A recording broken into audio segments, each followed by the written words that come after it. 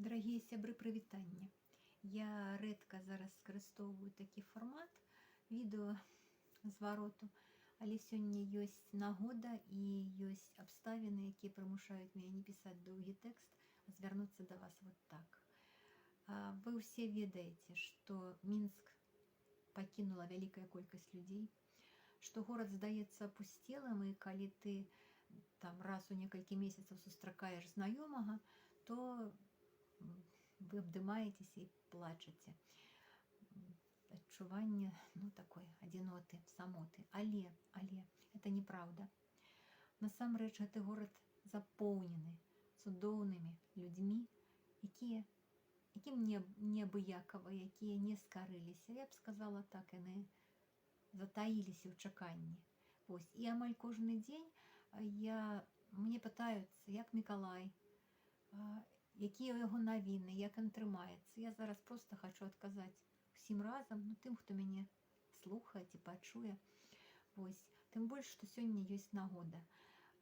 Ужо сёння, 25 лютага, 1000 дзён. Такая вот сумная дата, як Мікалай знаходзіцца за кратамі. Ён быў арыштаваны 31 траўня па дарозе на пікет па збору подпісаў за вылучэнне Святланы Ціханаўскай, як это пишут звычайна СМИ. Это правда, але это не вся правда, бо 29-го у Гародні былі затрыманыя Сергей Ціханаўскі і яго сябры, і Мікалай заклікаў людзей прыйсці на Камароўку, каб запатрабаваць іх вызвалення. З таго часу, уже 1000 дзён ён за кратамі. Апошні раз я бачыла яго на пачатку чэрвеня, яшчэ ў гомельскім СІЗА, а з 21 чэрвеня ён знаходзіцца ў глыбокскай калоніі. Мікалай адзіны з вялізарнай колькасці палітвязняў сучаснай Беларусі. Тут мушу сказаць, што рэальную колькасць людзей, якія асуджаныя за пратэсты, ніхто з нас сёння не ведае, але карыстаючыся афіцыйнымі крыніцамі і звесткамі ад людзей, якія вызваліліся ўжо, можна меркаваць, што такіх людзей разы ў 2-2,5, а то і 3 больш, чым вядомая нам лічба. Таму Мікалай адзін з тых, можа, 5000 чалавек, якія асуджаны за пратэсты, асуджаны да асаблівага рэжыму. Это рэжым для асабліва небяспечных рэцыдывістаў, для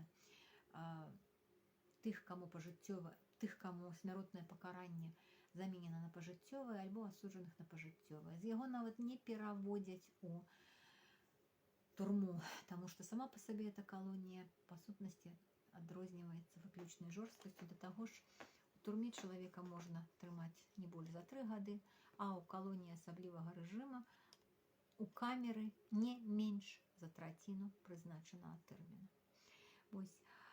Навін ад Мікалая вобмаль, іх практычна няма, і Мікалай на сённяшні дзень не мае ніякіх выгод. Ён не мае ні перадач, ні спатканняў, ні тэлефанаванняў. Ён мае мажлівасць толькі пісаць мне лісты.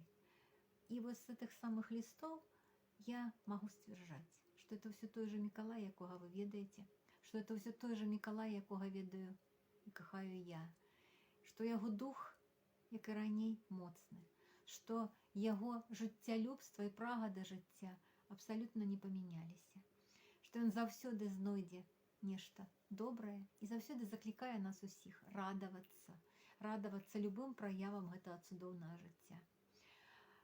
Практычна ў кожным лісце мне пра гэта піша. Мяне заўсёды здзіўляе тая неверагодная здольнасць Мікалая вышукваць крупіцы інфармацыі і аналізаваць іх, маючы настолькі абмежаваныя крыніцы. У яго ёсць сёння Савецкая Беларусі, Ізвесце і Радыёкропка, якая да таго ж знаходзіцца не ў кожнай з яго камер. Палову часу ён праводзіць у ШІЗА, другую палову часу ён праводзіць у так званым памяшканні камернага тыпа. Это такая ж камера, толькі адзіночка памерам 1 на 3. Прычым апошнім часам, пасля кожнага ШІЗА, Мікалай напісаў мне ў лісце, камеру мяняюць.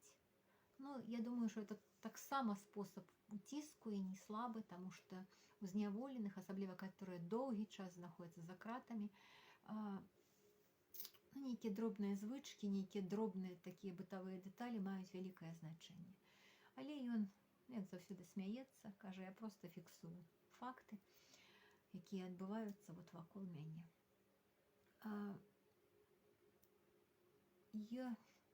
Ён змешчаны быў у эту самую адзіночку у якасці пакарання на аналах памяшкання камернага тыпа ў другіх калоніях на паўгады. Але кожная шыза дабаўляюць аўтаматычна вот это часу. І таму ніхто не ведае, калі ён адтуль выйдзе ў звычайную камеру.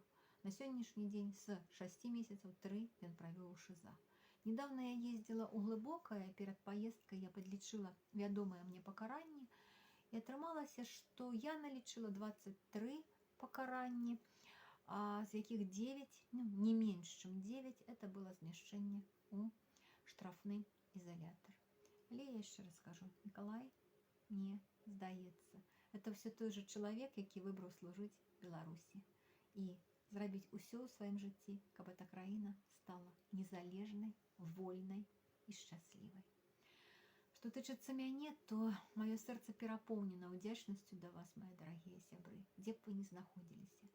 Перапоўнена ўдзячнасцю за тую каласальную падтрымку, якую вы аказвалі і аказваеце мне і іншым сем'ям палітзняволеных, а таксама палітзняволеным, паколькі і наколькі это мажліва, на працягу ўсіх гэтых цяжкіх ужо хутка 3 год. Шчыра дзякую, дарагія. І вельмі прашу вас, не спыняйцеся, калі ласка, не спыняйцеся і не лянуйцеся падтрымліваць палітвязняў, не спыняйцеся падтрымліваць іх блізкіх, дзе б вы ні знаходзіліся, гаварыце пра Беларусь, гаварыце пра людзей, якія пакутуюць толькі за тое, што яны хацелі жыць у вольнай дэмакратычнай краіне. І я вельмі веру, што сіла вот гэтага намеру, яна абавязкова рэалізуецца. І Беларусь будзе вольнай. Шчыра дзякую, дарагія сябры.